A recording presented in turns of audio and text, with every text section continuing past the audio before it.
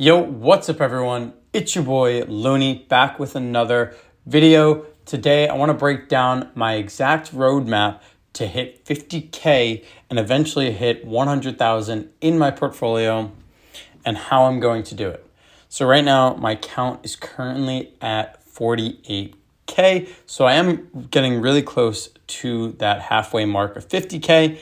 And then eventually the goal is when I hit 50K soon, I can then scale to six figures over the next couple of years. And here's how I'm doing it step by step. Step one is consistent DCA. Every month, every day, I'm putting some money in consistently.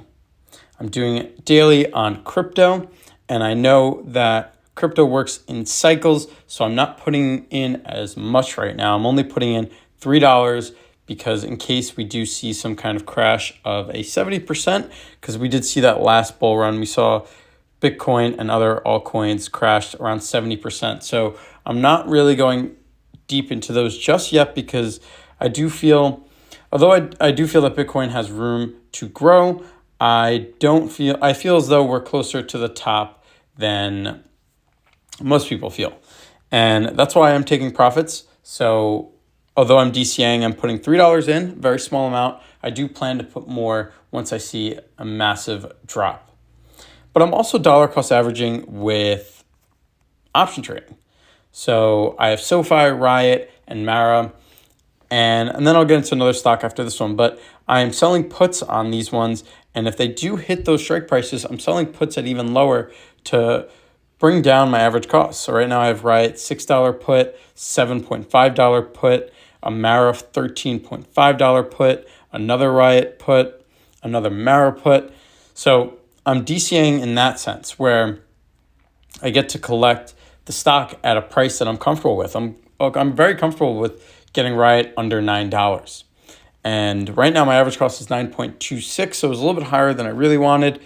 Essentially, I wanted it at $10, and now that it's clearly staying below that price range, I would rather it for cheaper, and that's why I'm selling puts right now and trying to collect more of Riot at a safe price. So you can also DCA with selling options. Another thing I'm doing is I'm DCAing with Sony. Sony's a very safe stock, and just all my other stocks I do plan to DCA into, but I'm planning to get 100 shares of Sony. I'm at the halfway mark, 54 shares, and the stock's actually doing really good year to date, up 21%. So I'm not going super crazy. I am putting $8 a day, more than I'm doing on crypto, or at least on individual aspect.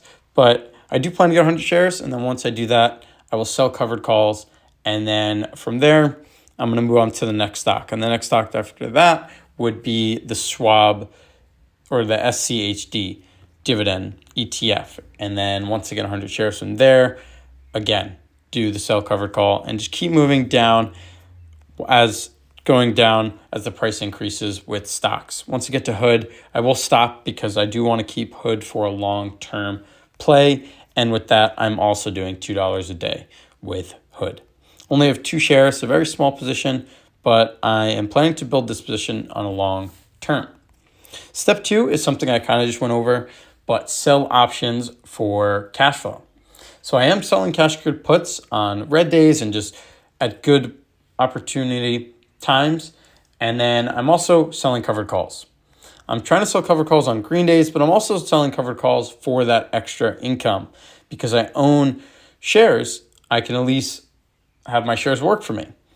And I have 200 shares of Mara, so I am running 2 covered calls at different strike prices, collecting premium on a monthly, on a weekly basis. And right now, if we look at my options on the realized profits, I am down $18 year to date, or even 3 months, $1,400 year to date, $4,500. So these are realized profits. These are closed positions. Most of these are covered calls. Some of them are selling puts, but a little mixed. And then on the month for unrealized, I am up around 1.6%. So pretty small, but these are unrealized, and it's because I have some covered calls.